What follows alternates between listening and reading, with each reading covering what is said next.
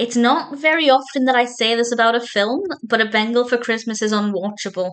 It's one of the worst things I have ever seen. Usually, I am of the mind that if you want to create a film, just create the film. Don't worry about the audience, don't worry about the reception.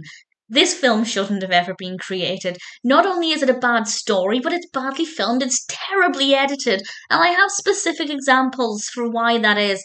So there will be spoilers going forward, but to be honest, there's nothing to spoil because there's no substance. It's not even all style and no substance because there's no style either. It's just a series of clips that are generally disjointed, and there's an overarching, very loose theme of this Bengal that occasionally has a voice. We occasionally hear this cat's thoughts like two or three times, and it's just pointless and boring. And I want you to watch it because it's so terrible. It is literally the worst film I have ever seen. And that is saying something because I've seen some pretty shocking films. This was released this year, 2023, directed by Dustin Ferguson. And honestly, I won't say too much more about the narrative because there isn't anything else. It took 8 minutes for the narrative to begin. It took 8 minutes for us to meet the little girl who wished for this Bengal cat. That is ridiculous. It starts off with somebody narrating this story with this really cheap frame around the picture, and it's shaky and cheap and tacky and pointless. And this is for 8 minutes.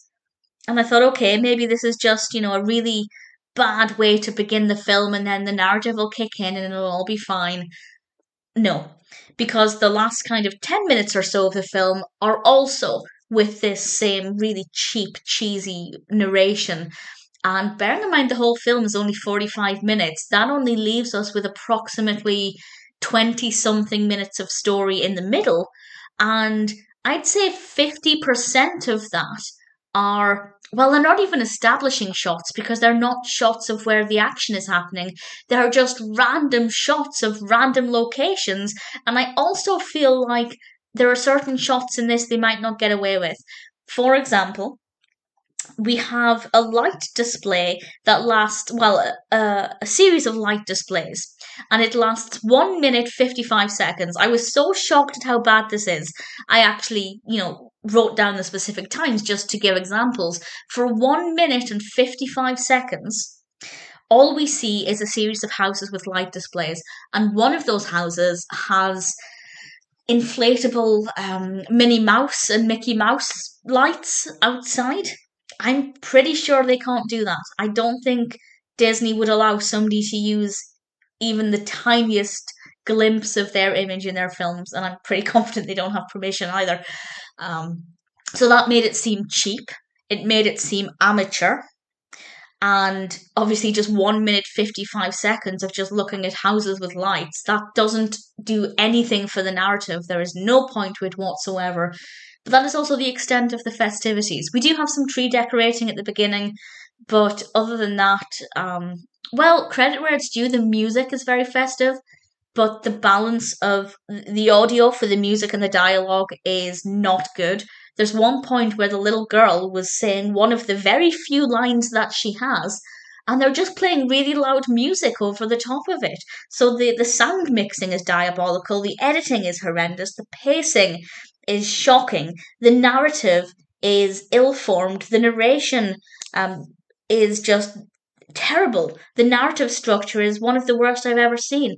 And towards the end, from 28 minutes and 6 seconds until 30 minutes and 10 seconds, so we're talking over 2 minutes here, all we have are clips of beaches and buildings that have classic logos on them like H&M, which again, I am not entirely sure they can get away with that without paying H&M some money to display their logo. I could be wrong with that one, but I'm pretty confident with the Disney one.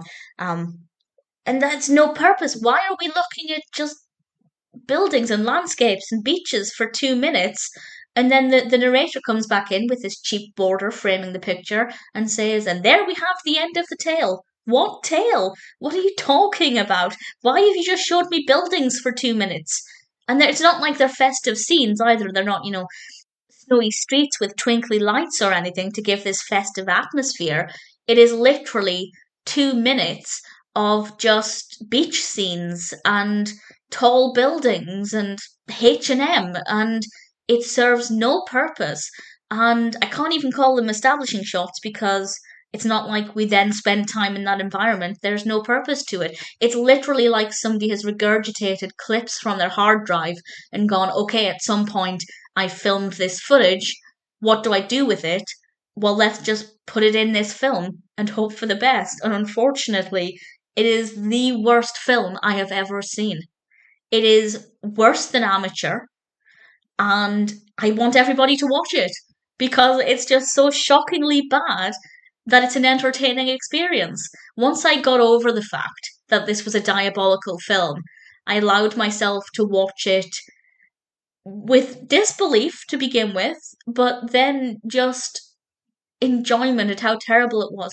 Put it this way, if a person can get a film this terrible on Amazon Prime, there is hope for all of us. If you have 45 minutes to spare and you want to spend most of that time looking at scenes that make no sense and the rest of it trying to hear audio through loud music, and you want a fine example of how not to do a film, and you also want to see some cute shots of a cat. I will say, the tiny amount of time we did get to see the Bengal, the cat is gorgeous. Absolutely beautiful cat. Although there's this really awkward bit where we have this like CGI footage of this cat walking in the snow, and it's just so pointless and so random. Without question, A Bengal for Christmas is the worst film, at least of the 21st century, that I have ever seen.